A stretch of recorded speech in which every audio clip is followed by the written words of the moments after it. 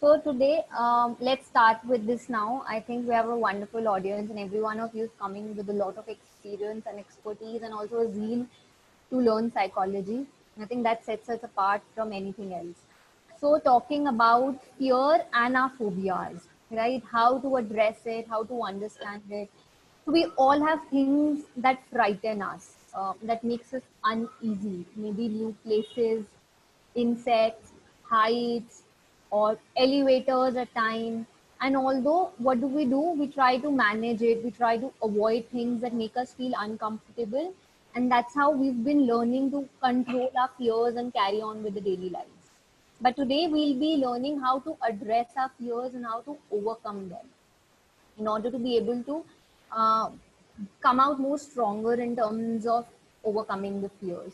So in this program, we will be focusing on understanding what are fears and phobias, differentiating between two. At times, people think that they are all interrelated and fears and phobias are the same, but it has a lot of difference in them. How fears develop in children, in adults, and how can we identify our own fears at times. If I've been asking lot many people what are fears, and the first thing they said, we don't fear anything, we are very strong enough, हमें किसी का डर नहीं है, right? So it is very important, of course that's nice, but it is important to identify one's fears, right? Then of course management, this will be our major part on how we can manage our fears in terms of being able to control our physical sensations or our thinking patterns or what we are saying to ourselves, or even the apprehensions that come to the surface, or our situations, how we act with them. So this is all a brief that we'll be covering in this session today. So let's start this journey of overcoming our fears and phobias today. And I would encourage all of you to keep the session as interactive as possible. As I said, we're a small group, so let's try and take home most of it. Okay, and I will devote a 10-minute question and answers and query session in the end. So if you have any queries during the webinar or anything that you wish to ask, you can just note it down and we'll take it at the end of the session. Right. So, since we all are new to each other, I usually like to start by breaking the ice in the room that we have. So what I'll be showing you 11 pictures of these famous personalities, and I'm sure most of you would know them.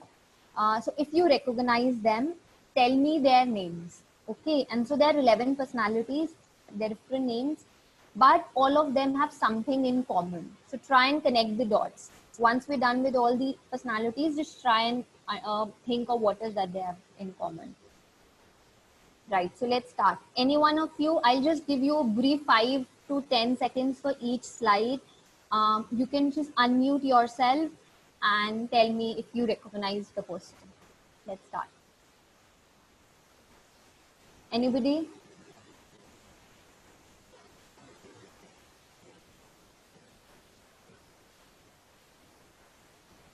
I can't see the picture, but You can't see the picture? Okay. No one of you can see the picture? I can see. Maybe you have network issue. I can also see. Okay. Just check. Ashrita, just check your net connection once. Okay. Anybody recognize who she is? Okay. Let's pass. Let's move on to the next picture then. Anybody?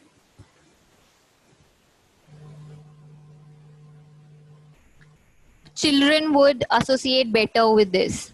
Like, he's a famous personality associated with animation and cartoons. Very famous. Walt Disney? Exactly, that's right. Okay. Anyone? A famous Hollywood personality. Scarlett Johansson? Yes, absolutely right. Okay, let's move on to next. We all know him and we love Michael him. Jackson. Michael Jackson. Great. Michael Jackson. Yes. Shahrukh Okay. Khan. Shahrukh Khan. Goes without saying. Okay. Let's say all the young ladies out there.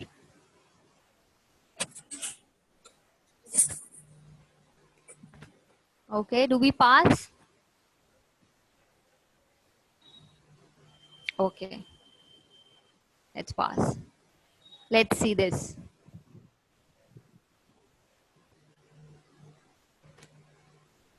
Anybody? Just a guess, maybe?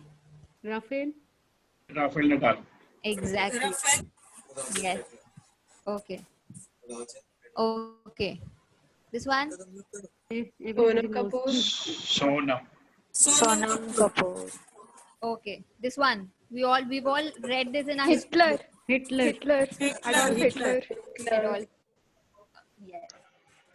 Okay. Priyanka Everybody knows Chopra. again. Priyanka Chopra. Just this last one. David Beckham. David Beck. Exactly. David Okay. Beckham. Okay. Anyone, one of you would like to connect the dots and tell me what is that they all have in common? Strong-willed. Sorry? Strong-willed, determined. Determined. Okay. What else?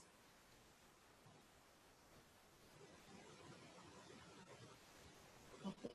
Let's go ahead. They all have in common is their fears, right? No matter how big personalities, how strong, powerful, famous they become, right? But they've come out in terms of addressing what fears they have.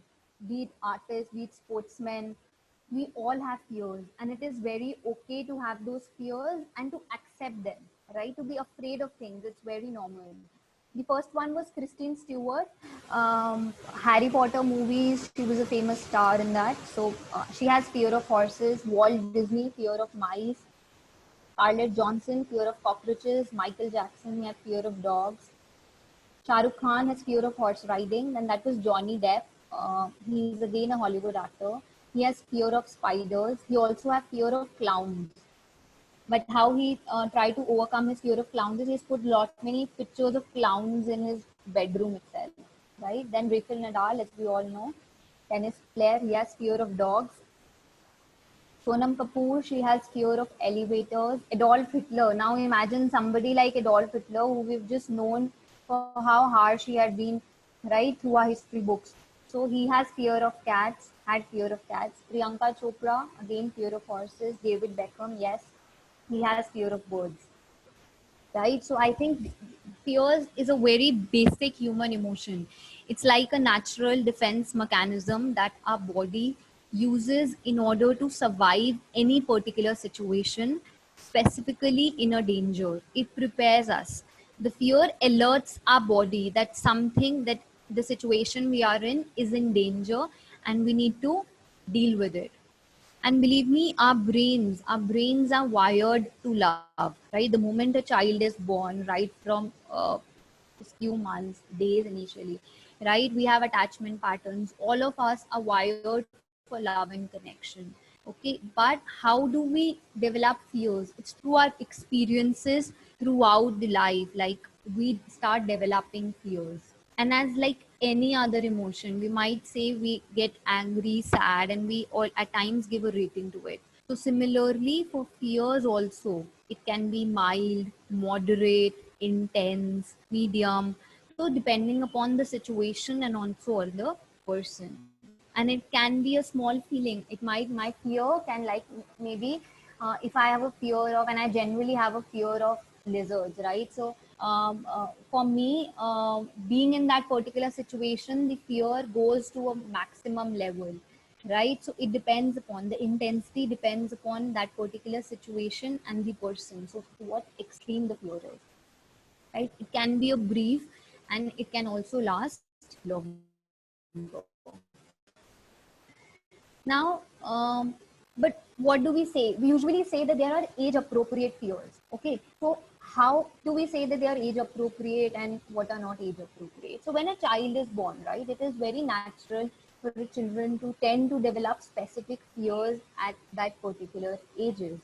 And if they don't have those fears, I think that's a again a red flag sign, and that's a difficulty for the parents. So if I say for an infant child, separation anxiety, stranger danger, loud noises, a 2-year-old child would fear, and this would be a normal, typical age appropriate fear, which usually goes as the child grows. Okay, then during early childhood, let's say 3 to 6 years, um, fear of noise, fear of imaginary creatures like ghosts, monsters, sleeping alone is a big fear, darkness, bodily injuries, specifically going to the doctor, getting that injection, okay, animal fears, thunder, or any natural disasters. These are very age appropriate fears we develop in a child.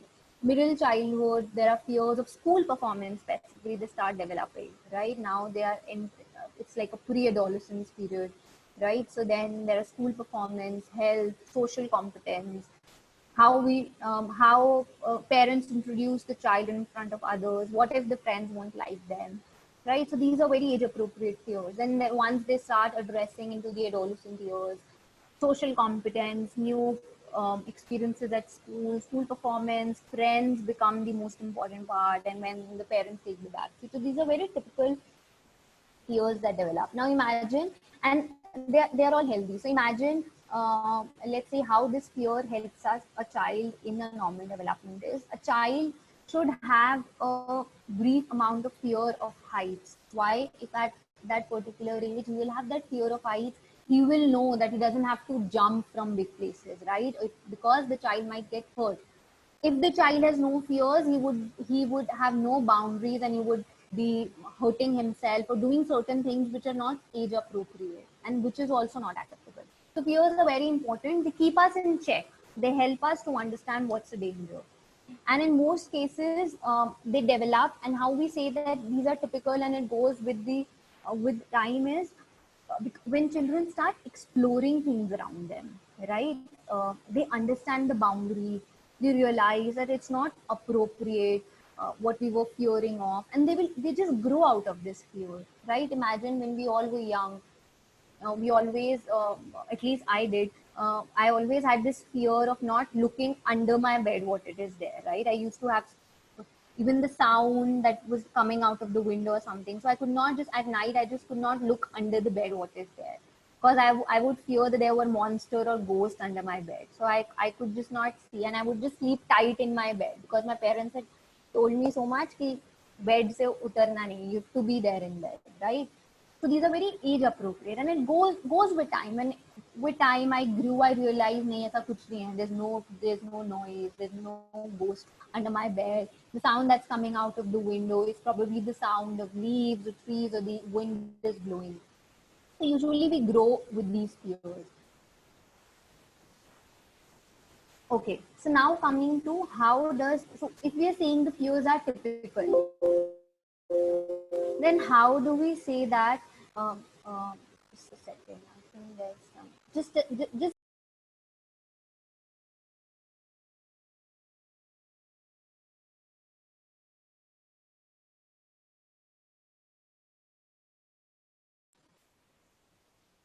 okay. So how do we say that? How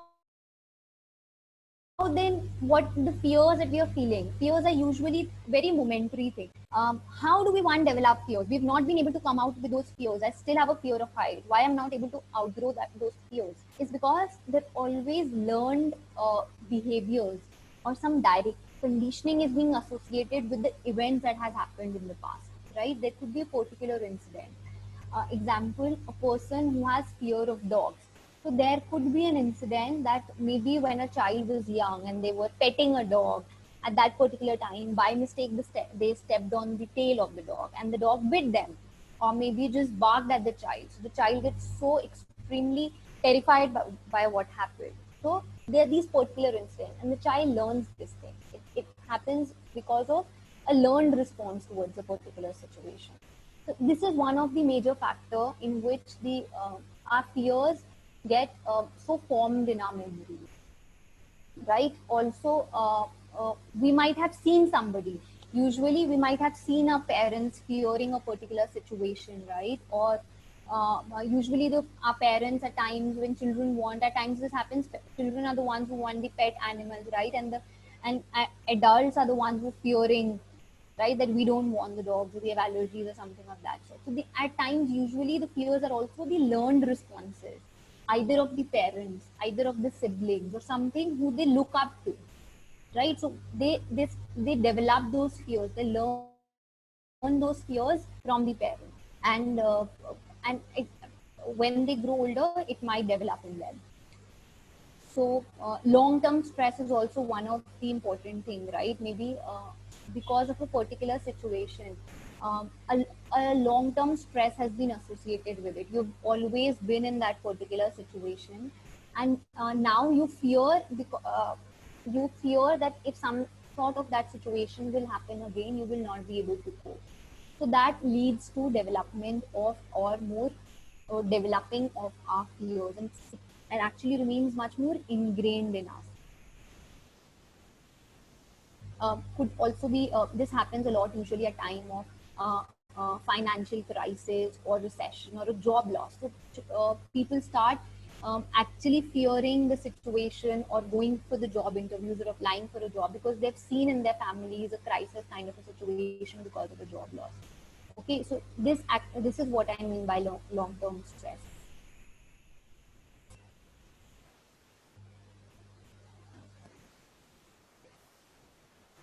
Okay, so when we say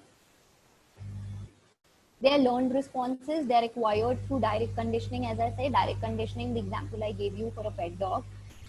Also, a lot of them develop through the information. Now, what do I mean when I say transmission of information or instruction?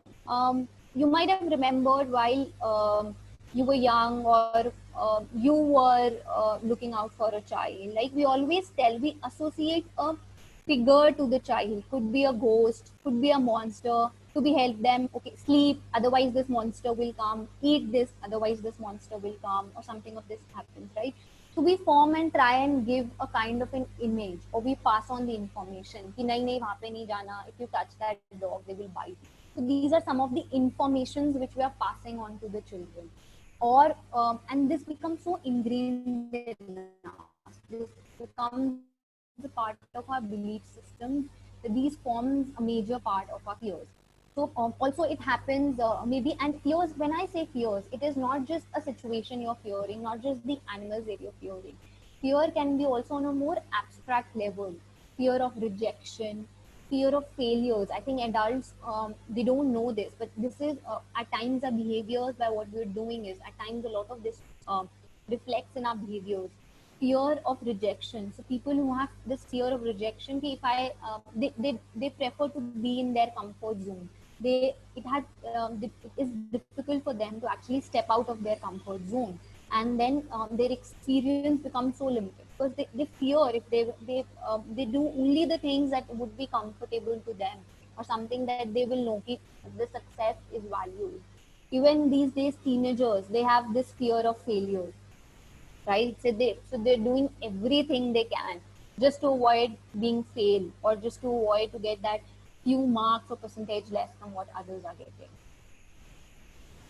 So this is what when we talk about fears, it can be associated with specific objects, could be events, could be situations, could be more abstract in terms of also at times there are fear of abandonment, fear of, now we have this new fear, I think this generation X which has started associating with this fear of missing out, right? We have this fear that we'll miss out on a major event, right? Maybe my friends will not include me to a party, or if I am not being called, if my friends are not calling me today, or I did not receive a text from my partner, I have this fear that they'll go away, I'll be left out and I'll be alone.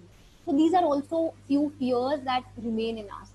These fear of missing out, these abstract fears, when I say fear of missing out, abandonment, rejection, this is not which we, all of us as an adults, are also very conscious about. These are all unconscious fears which address in us, but we can see them in the form of our behavior. So if I have a fear of missing out, I would want to just check on my WhatsApp again and again, or what chat I have received, or is my partner replying or not, or are my friends partying or not. I'll be putting on pictures on the media so as to show how good my life is or how socially acceptable I am. So at times it reflects in our behaviors as well. Okay, so before moving on, I have a short quiz. It's so as to help us to understand uh, why do we form these belief patterns in us. Okay, when we say about addressing a fears, a very short just 5 questions I've added over here. So I'll be showing you few pictures and you will have to tell me, just observe them very carefully and tell me if the two objects are same or different. Okay. Again, I'll give you very few seconds on each of this. Any one of you wants to answer, just unmute yourself and answer. Okay, so here goes the first one. Now you have to tell me, are these both lines same or the first one is longer, shorter? What do you think? Both lines are same. Both lines are Equal. same. Both are equal. Yeah. Okay. Anybody else? Give your general opinion. The answers might differ and it is just how you perceive the thing. So don't worry. Just tell. If you think any line is shorter, why are everybody saying it longer or anything on that sort? Okay. No. I Okay. think the first line is longer. Okay. ठीक है. Let's move on to the next question. I'll discuss the answer once we do all the 5 questions. Okay. Let's move on to the second question. Now, quickly, anybody who wants to tell what all do you see in this picture? An elephant, a horse, a dog, a mouse, a cat, Ape and and then a ape. gorilla, ape. Yeah. Okay. Anybody? Mice, elephant. Okay. ठीक है. Let's move on. 7 animals. Okay. You can see 7 animals. Okay. I'll take it. Let's move on to the third one. Now, quickly observe these two pictures and tell me which out of the two orange circle, which is a smaller, which is a bigger one, or are they same? First one is Orange are smaller. same. Smaller. Second First one is And smaller. white, yeah. Okay. We say first one is smaller. Okay. Anybody else has any conflicting views? Orange are same. Both the circle are same. Orange. Both are same. Okay, both are same. Some of you say both are same. Okay. Others might think, what is that? Okay. ठीक है. This one, what do you see in this picture? 2 persons and black 4 black person. shadow. Yeah. Now we can see 4. 2 2 persons. and 2. Yeah. 4 persons. 4 persons. So there are 2 people. Okay. I see 2 people. 2 men and 2 men's. 2 men and 2 men, as in? 2 persons and a black shadow. Okay. Okay. ठीक है. Let's move on to the last one. This one. Now, this is a railway track. I want you to tell me there are 2 yellow lines, right? Tell me, are they same? Which is longer? Or which is longer? Both are same. Both are same. Both are equal. Okay. Anybody wants to have the different opinions? No, I think the one which is far is longer. Okay. Yes, I agree with. I agree with her. Okay. The far one is the longer one, right? ठीक है. ठीक है. So let me tell you the answers. The answer for the first one is both the lines are similar. Okay, why this appears like this is we have something called as linear perception. Because of the linear perspective of these 2 arrows, the first one usually appears to us much longer. Okay, so it's an illusion, but both are same. Then in the 2 pictures, yes, most of you got it right. You were able to see all the different animals. I think we can move on to the third. So for third, both the orange circles, they were exactly the same. But for us, I think we appeared the left one was smaller, right? But it appears and the right one is much more bigger. But actually, both of them are same. Why we are perceiving this is again because of an illusion of figure and ground. Because if you can see in the left figure, there are the circles around the orange circle is much a bigger one. Right, so it appears as a shorter one. और जो second picture में है, it appears bigger because the circle surrounding it is much of a smaller one. Right, so again it is because of a figure ground perception. But both the orange circles are same. And in this picture, what was actually, the answer was yes, two human faces, but also a vase. If you can see this black thing in between, just if you um, ignore the Like white color, vase. right? So that's a That was the vase. two faces. Yes, two, yes. So a vase and a two human faces. Again, this is because of figure and ground perception. Figure and ground means differentiating between the figure's black portion and the ground, the white portion. Okay, and then finally the last one. Okay, so the last one is again because of depth perception. Now usually जो पीछे वाली चीज है वो हमें लंबी लग रही है, but actually both of them are same. This is something related to depth perception. अगर मैं वो cues हटा दूँ, you see in the third picture both the red lines are actually the same. I just removed the cues. Now they seem the same. Okay, so why I did this activity was the situations are the same. What happens is us with us is how we perceive the situations. हम किस तरीके से we see that particular situation and interpret it. Okay, the way we see the world is actually heavily influenced upon our own past experiences, upon the expectations, motivations, our belief patterns, our emotions, and even our cultures, how we react or how we see a particular situation. So, usually with the fears, what happens is when we develop a fear, maybe I have a fear of heights. So, it is actually not the situation that is threatening, it's not the height or the elevators that is threatening. But how I perceive it individually will set me apart from the responses that I will have towards that particular situation. If I remove all the biases, like we did in this picture, once I just removed the lines, we removed the railway tracks, we were able to see the information exactly as it is was, right, without any cues. So similarly, that happens with fears. Whenever we are addressing the fears, we would want to first remove all our belief patterns, our core beliefs, or our emotions associated with it in order to deal with those emotions, in order to deal with our fears. Okay, and the first thing what comes in terms of dealing with the fears is first to understand how that fear is developed in you. So usually, let's say if I have to give you an example of, let's say if anybody has a fear of any particular animal, let's say anybody, could be cat or could be any animal you can think of, right? So what they fear is there's a specific response that depends upon the perception of that particular animal.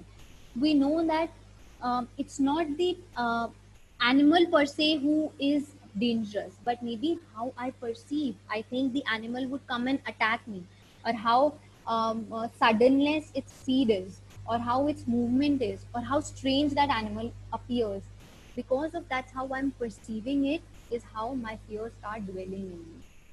And a fear is only as big as we make it, and only as small as we make it. So it is we who have to choose to make it, and we who can just beat it. Right? Just in this picture, it's really confusing. One person says it's 4, the other person says it's 3, but it is totally a difference of opinions and perception. Now coming back to now we know, now we understood what has led to the development of fears, or why we perceive, why we actually fear any particular situation, right? But how our body still responds. There are very heavy responses that our body shows when we are in particular danger or in a threatful situation. Now imagine yourself in this particular situation, right? And then there are three basic responses that all of us, all human beings are wired, right? The first one is freeze. Imagine yourself in a very fearful situation. And what we all do is we just freeze in that particular situation, right? We don't know what to do. We just become a statue at that point. Then something is flight. We just run away. When we know that there's something dangerous, our first involuntary reaction is to just run away from that particular situation. And the last one is fight it.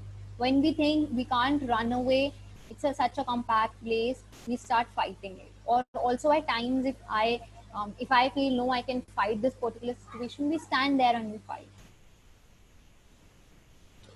So before going to how each one of our bodies react when we are in a fearful situation, I would first want to ask all of you, uh, uh, if you would like to tell me what all your fears are and how does your body actually react when you are in that particular situation.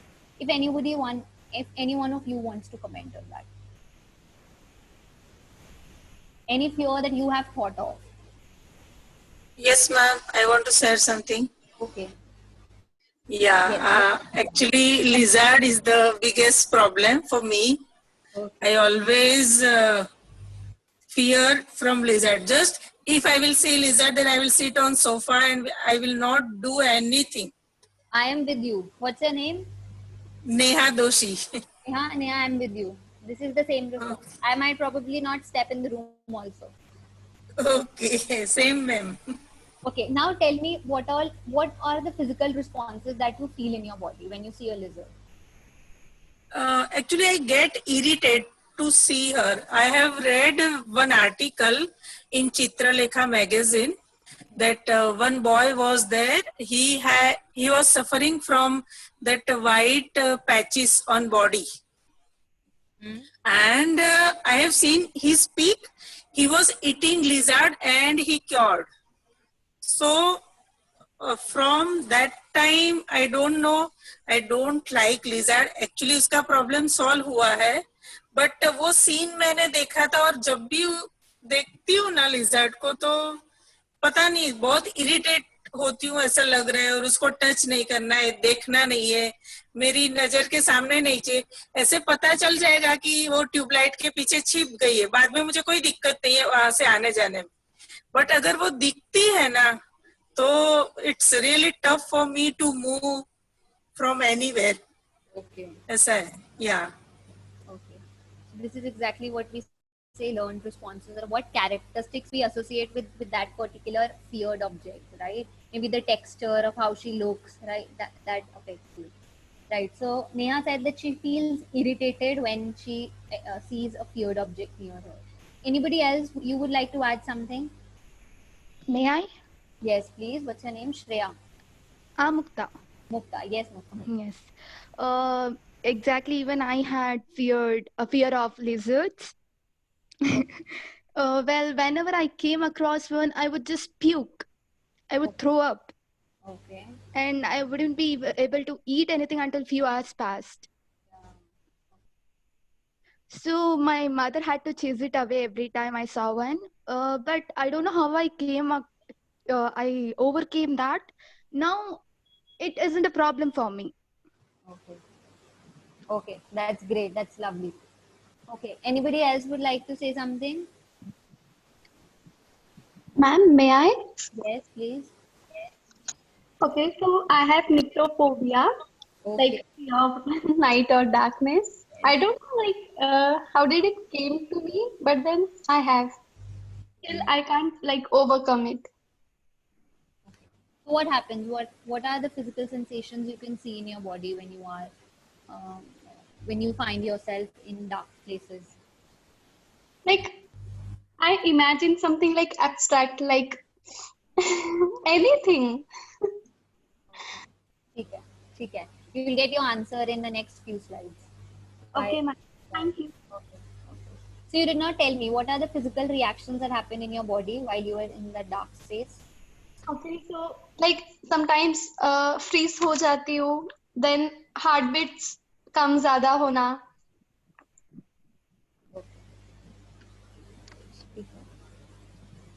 Right. This is what happens, right, to our body whenever we are in a particular danger. Now, when we are in fear, fear means our body is apprehending that situation as a danger. It says that there's a danger or a threat around.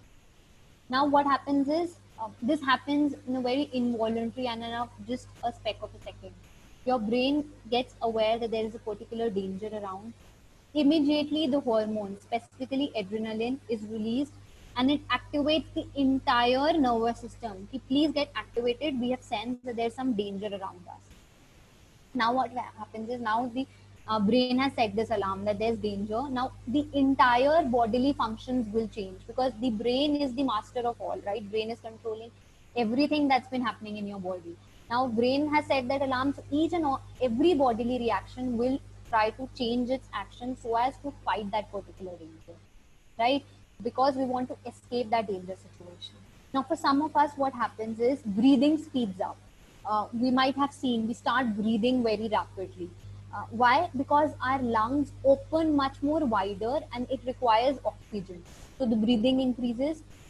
Then our heart. As Shreya also said, and it's a very common reaction, our heartbeat increases.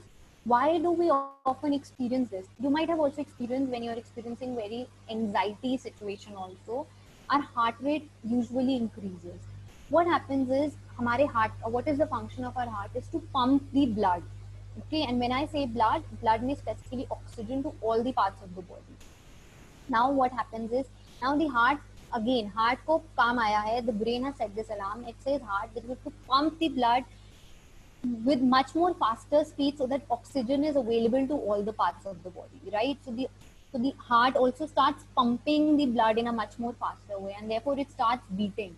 Our blood pressure increases, right? And then you might have also experienced there's some tickling sensation or there are trembling sensations happen in your muscles, right? We start shaking when we are in a fearful situation. That's because all the oxygen from the muscles, right? We're getting, the muscles is getting all these oxygens, and they have to get ready in order to fight or flight. So they get ready. So there's so much of pumping up happening over there. Then in your stomach, you might have noticed that these butterflies in the stomach.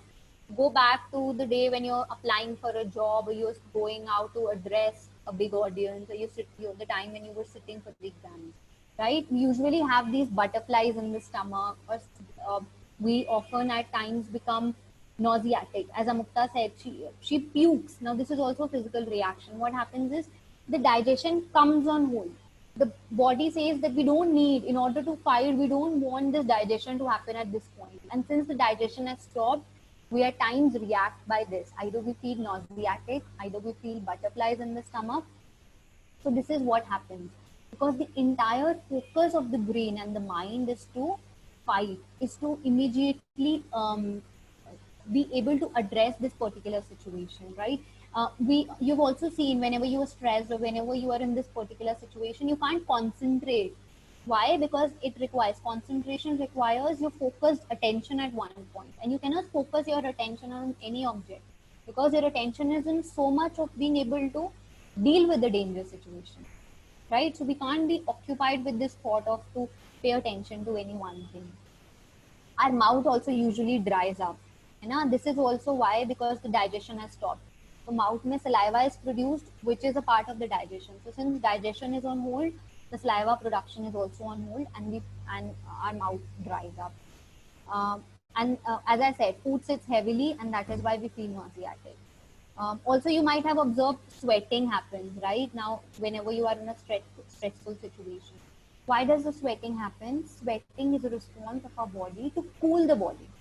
Okay. So already we are in so much of apprehensive state. So the sweating tries to cool down the body. And the immune responses, which usually affect people who are very much fearful, their immune responses are also very low, because this adrenaline and the stress hormone is again one cortisol. So this hormone really affects our immune system, and that's why immunity levels also decrease to a level. That is why when we say that we have to address the fears, we usually first start by addressing these physical reactions. Okay, so that in order to keep the body at peace. At times we feel that because we are in this fearful situation, we will die, we won't be able to control ourselves because of these physical reactions that are happening in this body. But you don't have to fear these physical sensations. These sensations are totally to help you to cope with the danger.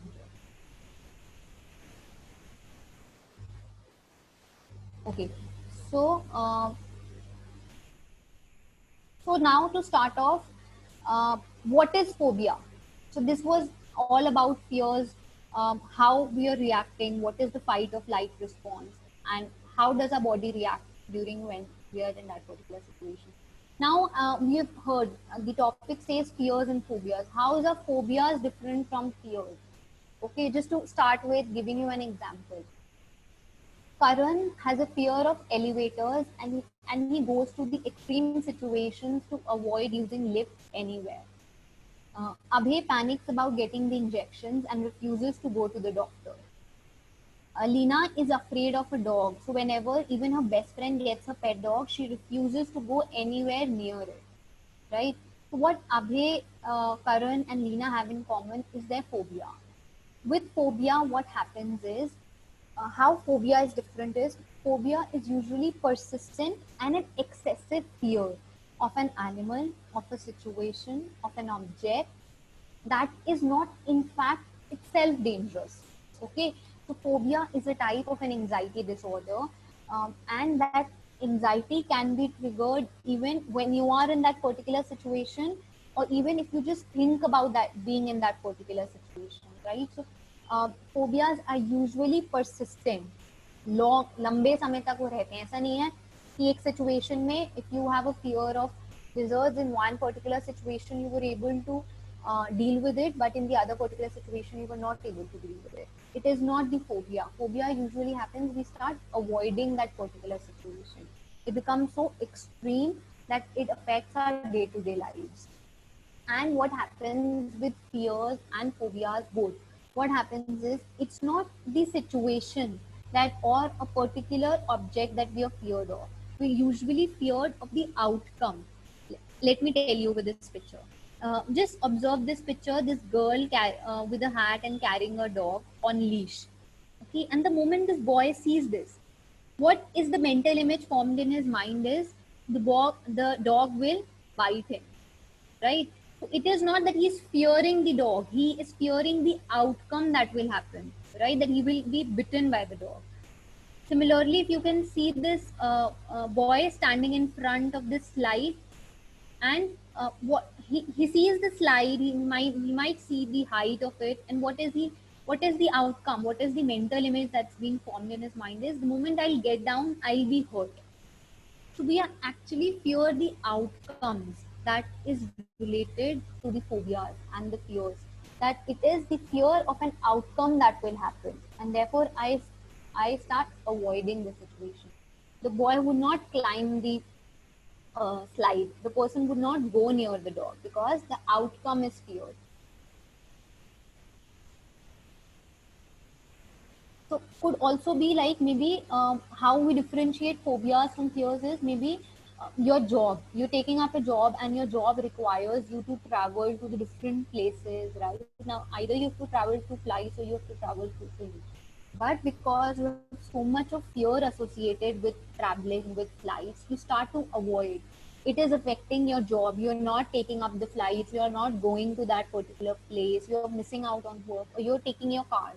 Even it is taking you 3 days, 4 days, but you're not taking the flights. So it has started affecting your day-to-day functioning, right? Or maybe somebody who fears cockroach or spiders, and the moment they see the cockroach or spider even at a distance, all these physical reactions will address in their body, and they'll completely avoid, or they will just shut themselves in the room and they will not come out of the room even if somebody just doesn't come and takes that object away.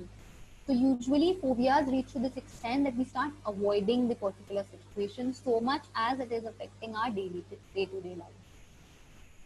Now at times it is difficult for us, right, to identify our fears, to tell actually what we are fearful of.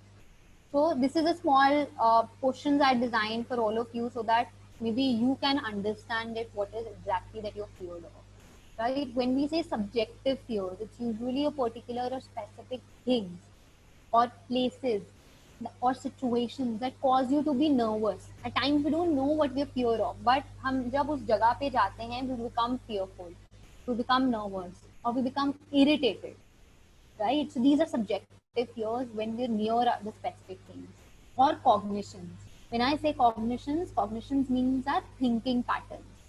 Okay, so do you find yourself thinking about specific fear things, places or situations? Like maybe even if I just think of a cockroach, all these physical sensations will start coming up in my body, right? Or even just to be think of me getting an injection done.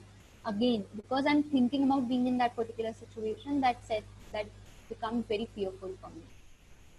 Now, physiological response. At times, during a particular place when you go, you see a lot of automatic changes happening in your body. Physiologically, like heart rate, breathing rate, digestion. So all these are physiological responses that are happening. Could be trembling, shaking that we experience. And then the last is the behavioral responses. Behaviors are nothing but our actions that we are doing. Behavior wise, I start avoiding.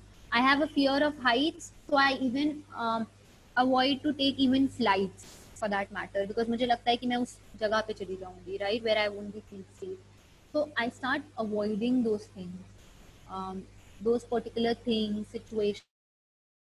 I have a phobia of injections. I would just not go to a doctor, or would not even let my close ones go. Okay, even when I hear that somebody close to me is going to a doctor to just a mild immunization or a vaccination, I start getting so apprehensive. I start getting irritated. Anything that can happen, right? So these are all behavioral responses. I start avoiding a situation actually. When your actions, because you're not able to deal with that particular situation, our actions come in the form of avoidance. So these are symptoms of phobia. Okay, mind racing. So many thoughts coming to your mind at one point of time. We feel lightheaded, we feel dizzy, vision becomes blurred, difficulty in swallowing. Again, difficulty in swallowing happens because the digestion is slowed down. And trembling feeling, we experience shakiness, sweating, wanting to run, but still we are not able to do that. We become so restless, lack of appetite, breathlessness. Sleep disturbance is also one of the physiological response that happens, and also that comes to a behavioral level, right? There is a lot of, because of me just thinking about that particular situation, my sleep gets disturbed. So just to differentiate between normal fears versus phobias, phobias are usually irrational fears.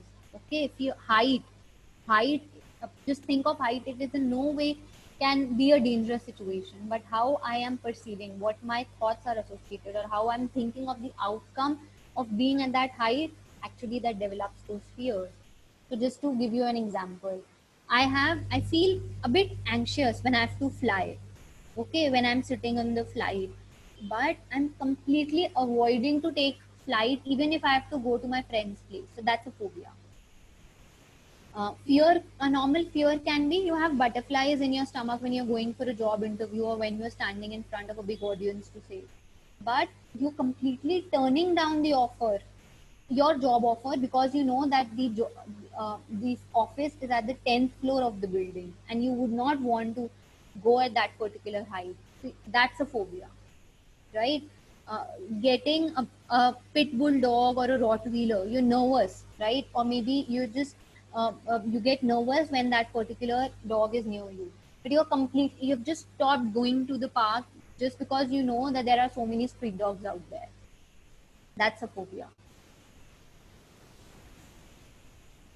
So to talk about what are the types of phobias, we've divided the phobias into the three categories, right? Specific phobias, social phobias, and agoraphobias. Now, what are specific phobias? They're usually confined to an object or a particular situation, right? Maybe, and like we said, dogs, lizards, animals that we said, blood types. So that's a particular specific phobia. Social phobias is what we call a social anxiety also. Social phobias, now what is associated with social phobia is when I will go out in that particular situation, I will make fun of myself. People will laugh, or I'll be fooled off, or I will not be able to carry myself better, right? So that's a social phobia. Being in a social setting, it makes me feel uncomfortable. I have all these distressing thoughts and negative evaluations of being in a very social situations. Could it be being at school, being with friends? Then is agoraphobias. Agoraphobias is something that happens when we have a lot of phobias or fears associated with being in a crowd or open spaces. Let's start with this to give you an example. A person, an adult, fears once they were locked in a room, okay, and it was a very distressing situation for them. being locked in a room. So for 2 to 3 hours, this person was locked in a room, and they are very difficult to be able to manage that, and it was a very distressful situation. Now, the fear started from that being in a locked room. Now, over the years or over few months, how did it turn? Maybe they started avoiding even closed places, right? Because they had fear that they would be locked away. Now, after a few years or maybe a few, how this fear developed later on, it turned into phobia of even just being able to step out of the home, right? Because they're so anxious that if they will go in that particular situation, they will not be able to take control of them, right? So they feel that only this specific place or their home is what they feel safe and confined with. Just an even thought of stepping out of home is all becomes so much difficult for them. The what is the main idea associated behind this? I will panic, I will lose control over myself, I will fail, and nobody would be there to uh, uh, uh, to be there with me to be able to help me out with that. Right? So people who have these agoraphobias, they just stop even avoiding stepping out of their room. While with social phobias, what is the context is I'll make fun of myself. That is why the fear of judgment is here. That is why they avoid that particular situation. But agoraphobia is because they'll be left alone. They will lose control. Now, if I talk about this is a very funny thing, right? When we talk about prevalence, हर एक चीज की when I say कि क्या prevalence है, like we are saying depression, it's a mental disorder, right? Now depression has come to, as the WHO has said, that it is the second, the most severe disorder, the entire global crisis situation we are in. So depression is the most common that all of us are facing these days. And also a recent report has come out that every 50% of adults specifically are going through mental health crisis during the pandemic situation. So these are all prevalence that we have calculated. But when we go about to calculate the prevalence of phobias, we actually have no results. We have no statistics to say कि कितने % लोगों में phobia है. Why? It's very funny. Could be because people they don't address. क्या हो जाता है phobia के साथ हम मैनेज करना सीख जाते हैं. सोशल फोबिया है तो आई कीप अवॉइडिंग दो situations and I am manageable. Specific phobia है, एनिमल का फियर है, मैं मैनेज कर लेती हूँ. I have my friends around me और आई हैव माई पेरेंट्स और I have my family around me who helps me out to be able to manage my phobia, right? Agoraphobia है तो मैंने बहुत limited कर लिया. People have accepted the way I'm living. I've taken work from home or things like that, and I'm happy just being confined in my home, right? So people don't come out. They don't. We start living with these. Start managing the phobias by avoiding them, right? So we don't want to accept that we have anything of this sort. So people actually don't come out in terms of getting treatment for fears or phobias. Right, but we have a few prevalence rate, like there are mild phobias which we can say that affects 1 in 9 adults, right, on an average. Social phobias are usually much more, and which actually comes to fore when people come to us. They actually come to us in types of dealing with social phobias. So how do we know? When I say that now I have or anybody else near me, they want to maybe get help for this. If I start avoiding the object, okay, or an activity, and it is interfering in my everyday life, it is interfering in you to be able to enjoy the thing, right? That's when you should decide that you want help for your phobias. So now we come to the most important part. How do we manage it? We have understood kaise we have addressed it, right? How it sets apart, what we, how the fears develop in us, but how do we manage it exactly, right? Now this actually becomes, what happens is this becomes a chain of thought. We have thoughts associated with our fears. We have feelings. When I say feelings, it can be irritation, it can be anxiousness, it can be sadness, it could be shame, embarrassment, right? These are all feelings associated with my fear. And then there are behaviors. Behaviors could be avoidance, behaviors could be management or dependence on somebody. So it kinds of become a chain. So when we are trying to manage phobias, what do we have to do is we have to break a chain. Either we break a chain by rationalizing the thoughts that a person has, or maybe to help them to address their anxiety feelings, or to help them in understanding the behaviors in terms of their avoidance. We have to stop the avoidance. We have to face the feared object so as to be able to deal with it. So it comes by breaking the thought. It totally depends upon person to person where we want to start with, right? But we have to work on all these three aspects. We can either start with managing if we feel that physical symptoms itne zyada hote hain, means they become so panicky when they are there in that particular situation. We first go and address those physical symptoms first, okay, so that they're able to at least calm out. Then we start helping them in terms of dealing with their behavioral patterns, and then we come to the thought patterns side by side. So the treatment is actually like a tripod. So I put up a picture there. So what a tripod requires all the three legs to stay intact, right? To stay firm. So this is what we need to learn when we are managing the fears. We'll have to learn, we'll have to practice, and we'll have to keep doing it using all these techniques to control our anxiety. We can at no point become inconsistent in our approach if we want to deal effectively with our phobias. And it's actually not the severity of your fear or avoidance, but how long you have had your phobia, or even also not about or how long you have had your phobias, or how old you are at this particular time, right? That will predict the success of you being able to manage the phobias. Rather, it will only depend upon your motivation and commitment to go ahead and address these and manage these phobias of yours, to be able to master your fear, basically what I call. So just to start off with this, a small case study which I think will be better for all of you to understand that how do we manage it.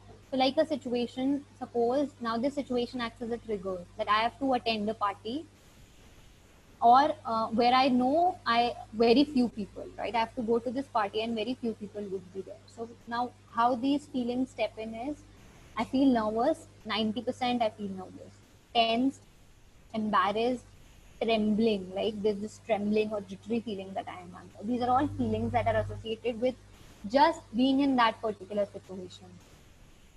Then thoughts that come to my mind, right? When I would be in that particular situation in that party, I would not know what to say. I might say something stupid, or I would appear so tense and nervous, or people will think so poorly of me that I don't even know how to stand, or I can't even conduct myself. I won't enjoy talking to people, right? And then they wouldn't enjoy talking to people, me as well. Then um, and then there's these 75% thoughts that I've got to find a way out of this. How do I deal with this? Because at the conscious and unconscious level, we all know we have to fight this particular thing.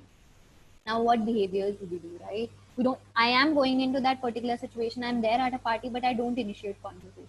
I'm standing at a side, I avoid any eye contact, I withdraw, I say very little, even if when I have to say.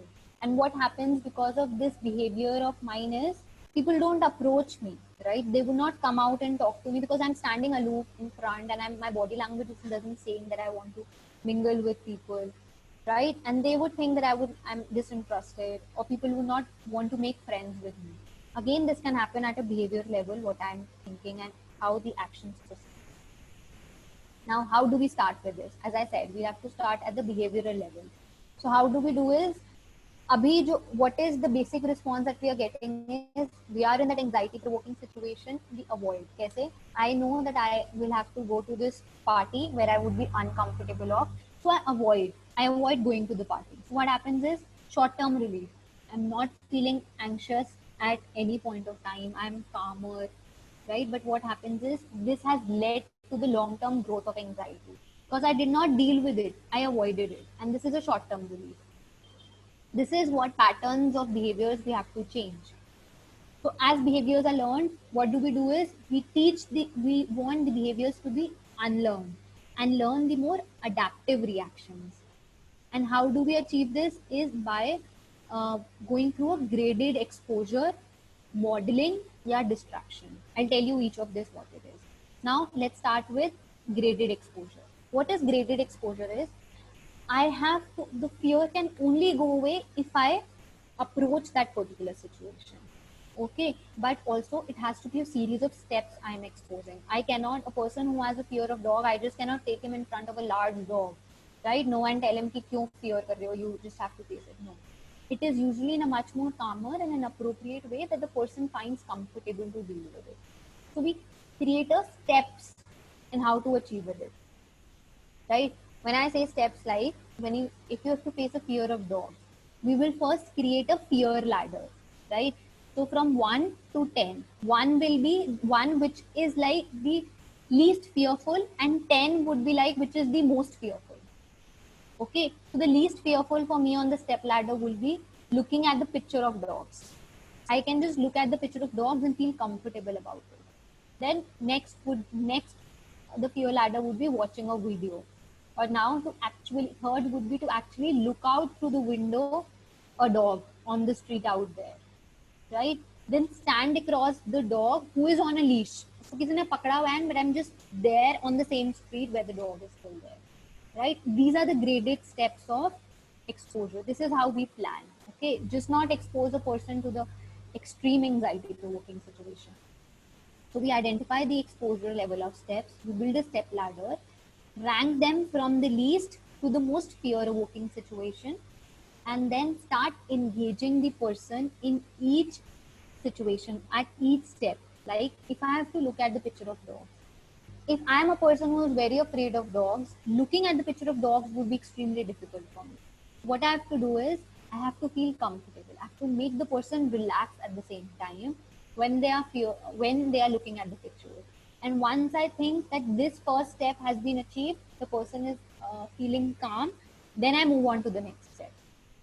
Okay, so and then it has to be continued for the maintenance of recovery. In no way I can go to the second step without achieving the first step, right? First, one step has to be achieved, it has to be mastered, and then we have to proceed on to the next step. So there are no shortcuts when you talk about creating this tiered ladder and exposing ourselves to the situation. Step by step approach is what we follow, right? The second is distraction. At times what happens is whenever I'm in a particular situation which is very phobic to me, okay, a lot of intention is directed towards my inner body. Like even if when we saw those pictures of a person standing in front of the slide and the fear was that he would fall off from the slide and he would hurt himself. For a dog, the fear was that he would bite himself. So the entire anxiety is actually, the entire attention is addressed to the inner body. So what do we do is we distract this attention towards the external surroundings, right? So how do we do this? And this actually works like wonders when we are working with children also and with adults also, right? How do we do is we focus on an object at a time. Like what do? I am standing with that particular person in that phobic situation, and then I tell them not to focus on their body, but I tell them to focus on an object around them. So anything, like you tell me, do you see a tree around yourself? Explain me. What do you see on the tree? What colors are the leaves? What patterns do you see in the leaves? So what they're doing is they're focusing on the object. The focus is now shifted from their own thoughts to their body to the external object, right? And I tell them to describe that it in much detail as possible, right? This is also known as focusing our attention to the outside body. Second is sensory awareness, focusing on the surroundings. Now, how it is different is I'm focusing on the surroundings as a whole. Like I tell you to tell me any 5 objects that you can see around yourself. Maybe now I'm sitting, I can see a table, I can see a chair, I can see a water bottle, laptop. So I tell the person to describe any 5 objects that they see around themselves, right? Then focus their attention to, okay, tell me what are the things that you can hear around yourself, right? Inside this room, or what are the voices that you hear outside the room, outside the building? What is that you can taste? Okay, describe me it in detail. This is again, we're bringing the sensory awareness from the internal body to the external surroundings. And then mental exercises. This usually works good with children, right? How do we start them? We tell them to count backwards from hundreds, like in threes. So 97, then 94, then 91. So we tell them to count backwards. okay? Or then we tell them to start thinking of animals that start from a particular letter. Okay, tell me all the animals that start with A. So there could be ants and stuff like that. So it's like we are focusing their attention from any one object to the other. Or tell me about, just quickly tell me about the fruits, any 10 fruits that you can think of, and we put a timer along with that. These are certain mental exercises that helps in terms of distracting our attention. Then role plays. Role plays usually help with social phobias. They are the best to go to when we are dealing with social phobias specifically. And we teach at times what happens is there are a lot of social skills that happens when we are dealing with role plays, like assertiveness. Assertiveness is the art of saying no. बहुत मुश्किल होता है हमारे लिए किसी को मना कर देना.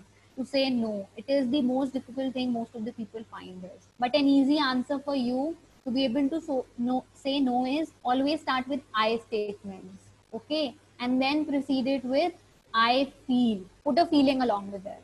I feel uncomfortable, so I don't want to be in this particular situation. Or example, usually how social phobias start with this example that you are with your boss and the boss has given you a lot of work and you have difficulty to even to be able to socially tell him that to rearrange the workload or even ask for leave, right? So at this point of time, role plays help a lot. Or usually people who have difficulty in terms of going for job interviews or being able to, they feel panicky in the social situations. At that point of, we do role plays. The therapist take the role of the client and the client takes the role of the person, right? The boss who they are thinking of. So we teach them. That's how we do it. Then practice and rehearsals. I think this is the best that we've always learned through our childhood, right? Practice, practice, and practice. What do we do is we practice and rehearse first when we are not in that particular situation of how we will be in that particular situation. Suppose I am a person who's very and I'm totally afraid. I feel very fear of rejection, right? So when I started my work and stuff like that, so it was very difficult for me to go for job interviews. So at that point of time, what helped me was to be able to rehearse. Okay, so I used to rehearse of how I would talk to the person, what are the probable steps or questions that they would be asking me, and how I would respond to it. So exposure, so rehearsals help a lot. Also, this helps a lot with children also and adults also. If they feel like how would they speak in public, what will they ask, how their communication be. So we practice with them that we practice that particular scenario with them of being able to speak in the public or able to make requests of how you would say or how you would start off the conversation.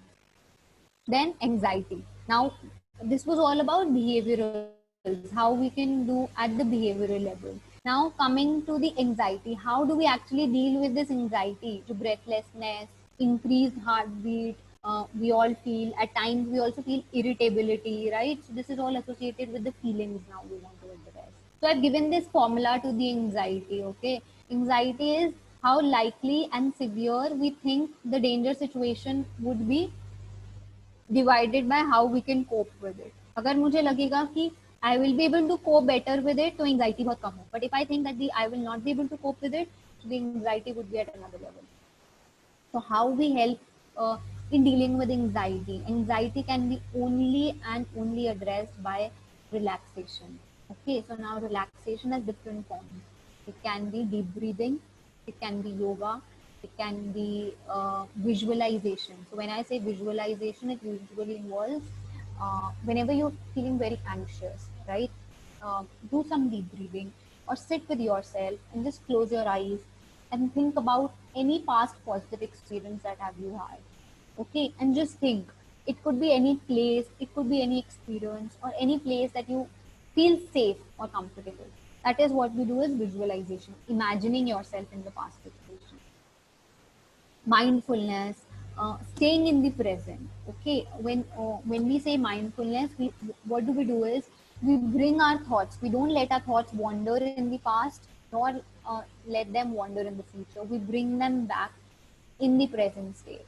Okay, so it involves maybe mindful eating, just doing nothing but just eating your food in a very present state, right? Then grounding is what I discussed in terms of bringing your attention from the internal to the external surroundings. Like grounding usually goes with 5, 4, 3, 2, 1. So we go like this. तो हम क्या करते हैं? Grounding involves I have to bring my senses intact with the external surroundings. So I tell the person, okay, just look at the 5 things around that you can see. Then okay, tell me any 4 things that you can touch, right? Then I tell them, okay, tell me any 3 things that you can hear, any 3 sounds that you can hear, okay, and 2 things that you can smell. So people pay attention to, okay, what is the smell around in the room, and 1 thing that you can taste. Maybe I put them to tell them to eat something, or what can they exactly they can taste in their mouth. This is what we call as grounding, again to be able to ground ourselves with the external sound. And the last and the most important one is the thoughts or the cognition. Usually, what thoughts and cognitions are associated with the phobic situations is what if I get bitten, what if I get fooled off, what if the person does not like me, what if I get rejected. So these are the thoughts that are associated with the fearful object. So, or also we fear of being embarrassed or irritated, or there can be something might happen. I would not be fine. Agar, if I, the moment I step out of this room, I will not be fine. Something might have happened, right? Or there would be a dangerous that way. So, how do we work upon our thoughts and cognitions is we identify first. It is very important to be self-aware of what thoughts you are getting. What is the evidence of that thought? Suppose if you have a thought of what if I will fail? What if people will laugh at me? So we ask them, what tell me the evidence that people will laugh at me, right? So they say maybe I will fumble. So then we tell them about what are the alternate views are there. So it's okay if you fumble. Everybody fumble, right? At times when we say that we fumble, you can probably just say, oh, sorry, and then you can continue, right? And then discuss about what are the advantages and the disadvantages of the way that they are thinking. Okay, what are the exactly the core beliefs that are associated with it? Just to give you an example, like I know I won't know. Like example, a hot thought would be in that being put in a particular phobic situation is I won't know what to say. I might say something stupid. Okay, if I would be in that particular situation. So what alternative thoughts we can give is, if I focus with interest on the person, right, then I will not miss out any conversation. I will not think of the background noise. So I will likely to only pay attention to them. And if I say something silly, I'll just say oops and continue the conversation. Right? And like this, it will have no impact. Okay, so this is a very important way in terms of the identifying our thought patterns. What exactly are we thinking of when we will go into that particular situation? Now, very important and the most important for all of you who are thinking of using these practices actually with yourself or with somebody close to you, some do's and don'ts. Okay, what you need to do to overcome your phobias is relatively simple, but that doesn't mean that will be easy. Okay, and that can become an overwhelming. So what you have to do is we have to just keep on practicing it, right? The best thing for you to get rid of your fear is to face your fear, right? But you always have to do it in somebody's presence. We cannot do it alone, and we cannot say the person that you're just getting paranoid or no. That fear can actually be a lot for that particular person. So we need to be very empathetic and understanding towards the person. Okay, and we always have to put ourselves in the proximity of the fear in very tolerable chunks, right? One step at a time, what we discussed in the graded exposure. And always ask open-ended questions like, if there's somebody who you think has a phobia and if you're trying to help them out, or you're trying to just understand what their fears are, like I see what you, so be very empathetic to them in terms of I see what you seem to be afraid of, that there's a neighbor's dog. So can you tell me about it? What are you afraid of that they will do, or has something happened with you that makes you afraid? It is very important to understand what is the underlying belief and core situations of how the object is cured. Okay, don't ever laugh at someone for being scared or just encourage them to reach out. Okay, don't apply pressure that no, you have to do it, you have to come into this particular situation. No, it is always important to make them feel comfortable, and them then to face, because what will happen if you will just force them to be in a particular situation, if something bad happens, it will again reinforce their anxiety or fear. Okay, so first we will have to make them feel comfortable, make them feel relaxed, and then we have to expose them to that particular situation. Okay, so patience is the key. Patience and understanding is the key when we are addressing the fears and phobias. Okay, so just this goes out without saying. So courage is our resistance to fear and our mastery of fear. That's what actually the courage is. Courage is not the absence of fear. Okay, so this brings us to the end of the presentation. I will just stop sharing it now, and I will take on any questions that all of you have.